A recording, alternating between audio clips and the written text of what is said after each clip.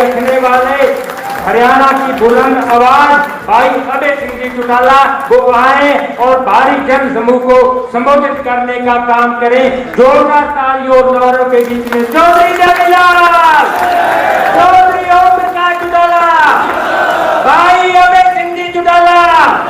Indian National Lokdal party. धन्यवाद भाई Abhay Singh ji Chautala.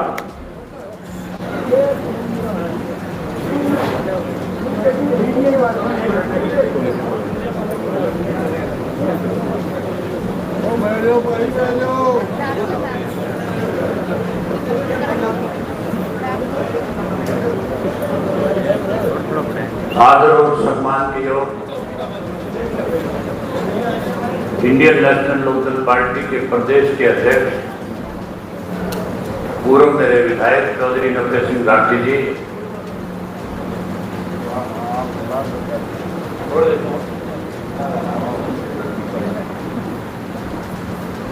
Party के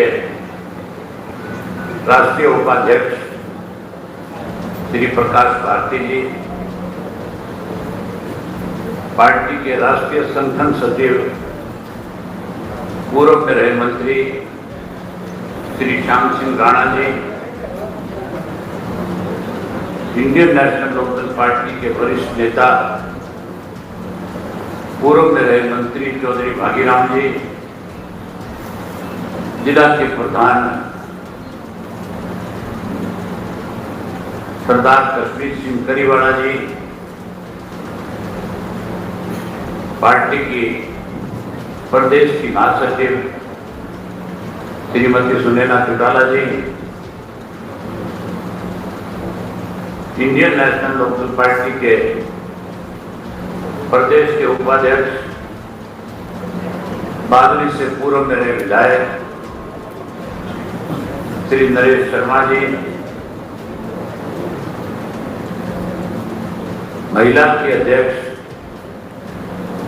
श्रीमती कृष्णा फोगाट जी, मंच पे मेरे साथ बैठे हुए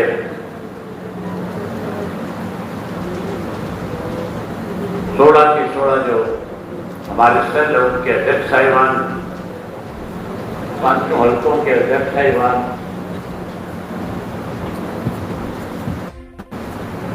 पार्टी के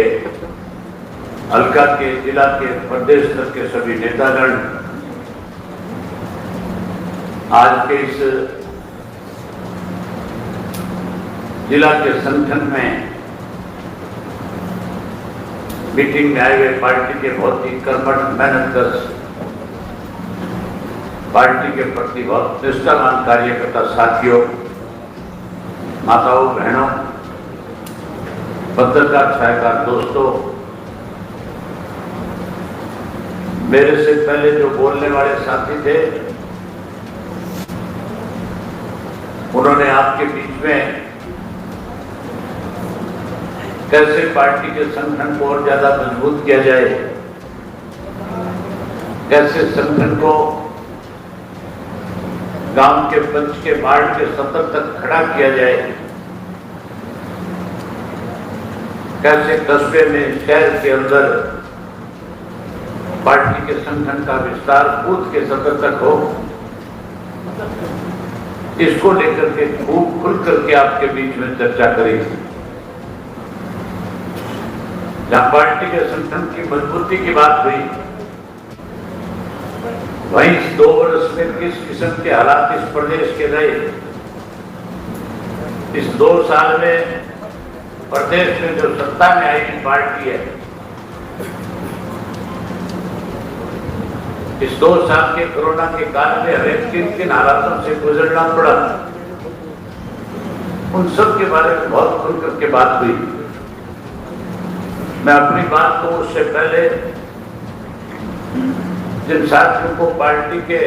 जिला के अध्यक्ष ने, हमारे मंच के संचालन कर रहे पार्टी के प्रदेश कार्यकारिणी के सदस्य जस्सा जी ने, जो अलग अलग पार्टियों से आज कोई कांग्रेस से, कोई बीजेपी से, कोई जेजेपी से पार्टी छोड़ करके चौधरी देवदास जी की नीतियों में जिन लोगों ने विश्वास किया, जिन साथियों ने आज इंडियन नेशनल लोकदल पार्टी को ज्वाइन किया, मैं उन सबका पार्टी में स्वागत करता हूं, अभिनंदन करता हूं। और 15 जुलाई के बाद मैं पूरे सरसा जिला का पांचों के पांचों जो विधानसभा है, उन पांचों विधानसभा क्षेत्रों के एक एक गांव में आकर के सब साथियों का जहां मिलने का काम करूंगा, वही जो लोग नए पार्टी में शामिल है उन्हें पार्टी का झंडा देकर के उनके काम में उनको सम्मानित करूंगा।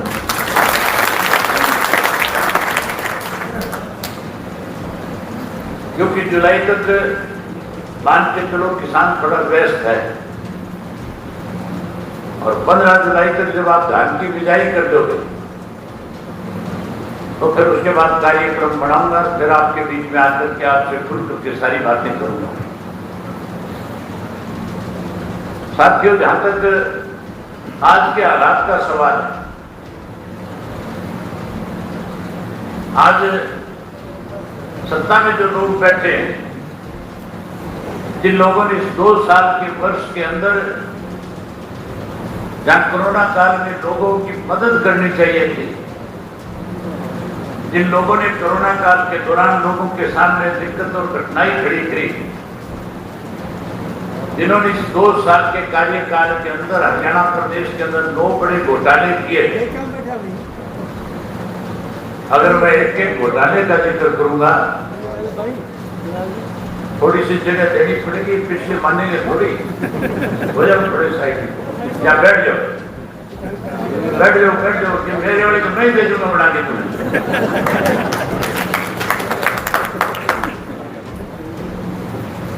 दो जो बड़े घोटाले किए, अगर मैं एक एक की चर्चा करने लगा तो बहुत लंबा समय लगेगा। सरकार बनते ही सरकार में बैठे लोगों ने जो सत्ता में शामिल हुए थे, उन्होंने किसान से वायदा किया था और कहा था कि अगर हम कभी सत्ता में आए तो फिर किसान को बोनस के रूप में 200 रुपए ज्यादा देकर के पर क्विंटल के हिसाब से किसान को मालोमाल करने का काम करें।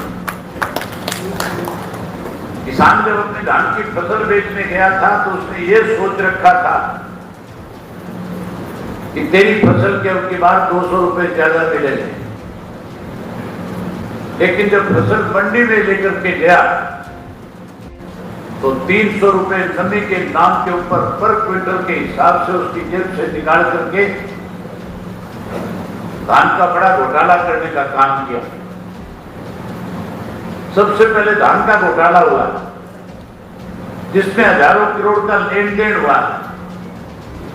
उसके बाद साथियों, किसान की सरसों की फसल पक करके तैयार थी और कोरोना की महामारी भी पूरे यौवन पे थी। हमारे देश में दस्तक दे रही थी, लोग कोरोना से डरे हुए थे। हम तो ये मानते थे किसान की सरसों का एक एक दाना खरीदा जाएगा, लेकिन हरियाणा के किसान की सरसों की खरीद करने की बजाय राजस्थान से सस्ते में सरसों ला करके जो सरकार के सत्ता के बिचौलिए थे, जो दलाल थे, उन लोगों ने सत्ता के लोगों के साथ मिलकर के राजस्थान की सस्ती जो सरसों थी उसको महंगे भाव में बेच करके पैसा कमाने का काम किया। सरसों का घोटाला हुआ। सरसों के बाद गेहूं जब बेचने गए थे तो पहले तो खरीद भी कर रहे थे, और जब मैंने मंडियों के कार्यक्रम बनाए, जब मंडियों में निकला, उस महामारी में सत्ता में बैठे लोगों ने ये मान लिया था कि जो फैसला तुम करोगे लोग उसे मानेंगे। जब एक आठ के और किसान को आपस में बांटने की कोशिश की गई, किसान की गेहूं की खरीद में जब परेशानी आई तो मैंने मंडियों के कार्यक्रम बनाए और डबवाड़ी से लेकर के 3 तक के जितनी भी मंडियां थी उनमें गया। तो फिर सरकार को रातों रात अपना फैसला बदलना पड़ा किसान की फसल की खरीद आड़ती के माध्यम से करी, लेकिन कैसे किसान को परेशान किया जाए इसके लिए साथियों 2-2 महीने तक किसान को गेहूं की फसल की पेमेंट के लिए मंडियों के चक्कर काटने पड़े। गेहूं के अंदर भी एक घोटाला हुआ और उसके बाद जब लॉकडाउन लगा हुआ था प्रदेश के अंदर, देश के अंदर कहीं कोई कारखाना नहीं खुला था, कहीं कोई स्कूल और कॉलेज नहीं खुले थे, रेल के मार्ग बंद थे, बसें नहीं चल रही थी, सड़कों के ऊपर ट्रैफिक नहीं था, गांव के अंदर ठीकरी पहरे लगे हुए थे। शहर और कस्बों में रहने वाले लोगों ने अपने आप को घरों के अंदर ताले में बंद कर लिया था। छोटी से छोटी जो दुकान थी, चाहे वो गांव में परचून की दुकान थी, उसके भी ताले लगे हुए थे। उस दौरान एक शराब का माफिया सत्ता में बैठे लोगों ने खड़ा किया और उस शराब के माफिया ने जो सरकारी शराब गोदामों के अंदर बंद थी, जिन पे सरकार की सील लगी हुई थी, उन गोदामों से पीछे की खिड़कियां तोड़ करके 1 करोड़ 20 लाख शराब की बोतल निकाल करके हरियाणा प्रदेश के गांव, कस्बे और शहर में बेचने का काम किया। उन दिनों में 100 रुपए की दारू की जो बोतल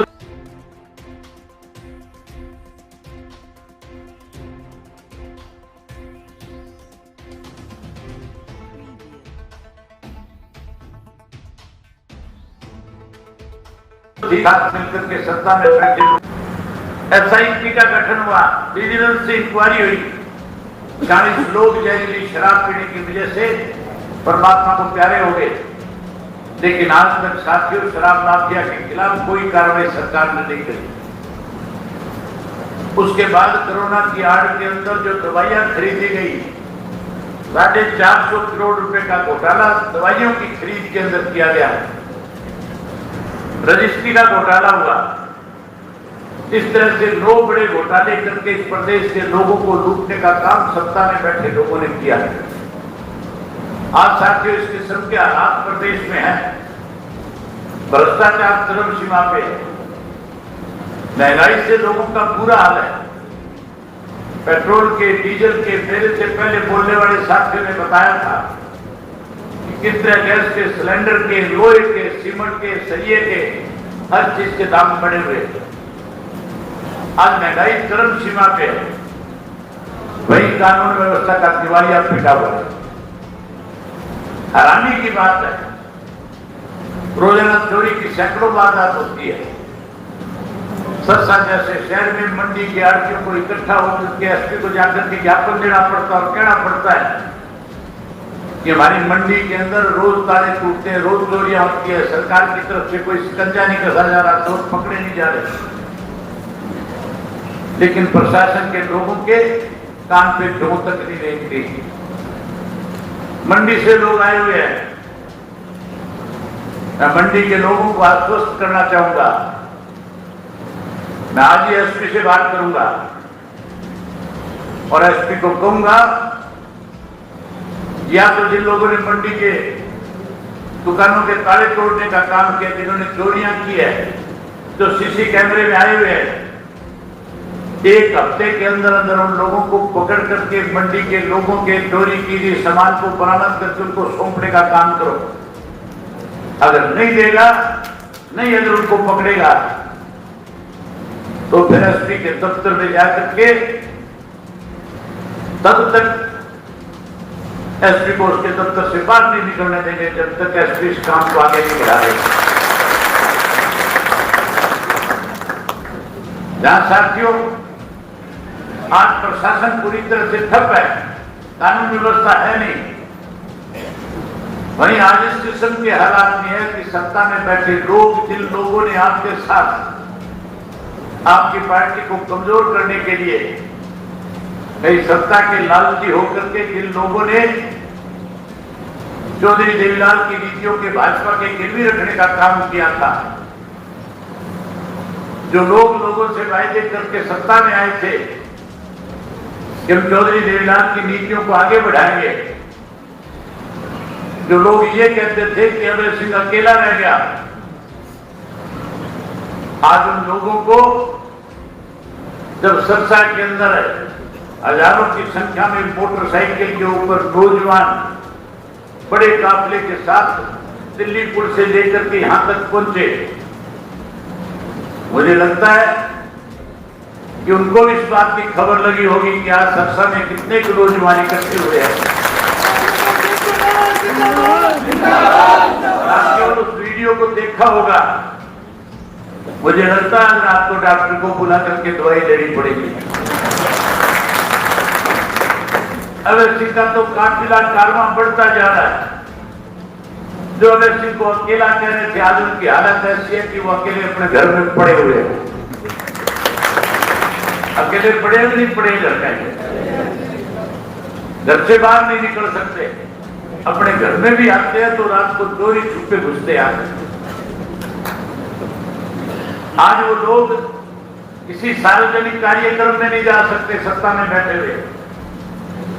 आज वो लोग कोई राजनीतिक कार्यक्रम नहीं कर सकते।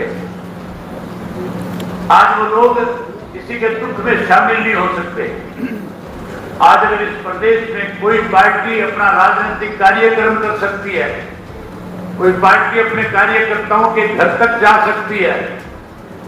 कोई पार्टी आज अगर किसी टोल के बैरियर से निकल करके लोगों का मन जीतने का काम करती है, तो उस पार्टी का नाम केवल और केवल इंडियन नेशनल लोकदल पार्टी है। आज बीजेपी और जेजेपी के लोग घर से बाहर नहीं निकल सकते। वहीं जिस कांग्रेस पार्टी ने आपको कमजोर करने की कोशिश करी थी, आज वो कांग्रेसी आपस में बटे हुए हैं।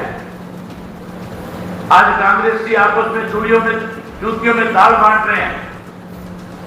आज कांग्रेस के कई ग्रुप बन चुके हैं। जिस कांग्रेस पार्टी ने सन 2007 के अंदर चौधरी ओम प्रकाश चौटाला जी के खिलाफ षड्यंत्र के तहत एक सीबीआई के साथ मिलकर के मुकदमा दर्ज कराया था, जिन्होंने चौधरी ओम प्रकाश चौटाला को सन 2013 जनवरी के महीने में एक षड्यंत्र के 73 साल की कैद कराई थी। जो कांग्रेस पार्टी के लोग इस बात को लेकर के खुश हो रहे थे कि हमने इंडियन नेशनल लोकदल पार्टी के कैडर को खत्म कर दिया,